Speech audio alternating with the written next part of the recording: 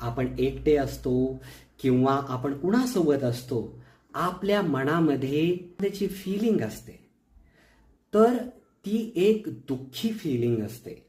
तर ह्या दुःखी फिलिंगमध्ये काही कारण नसताना जेव्हा होते, तर ह्यामध्ये तुम्हाला ती एक सवय लागलेली असते. ही वाईट सवय बदलण्यासाठी तुम्हाला परत ह्या फिलिंगला तुम्हाला ऑब्झर्व करायचं आहे आणि त्याला थोडंसं स्माईल करून बदलायचं आहे.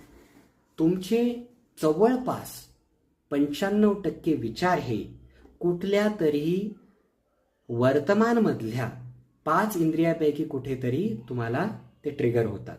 ह्यासाठी तुम्हाला त्या वर्तमानामधला विचार जो आहे तो तिथेच थांबवायचा आहे आणि जर तो गरजेचा असेल तरच त्याला चालना द्यायची.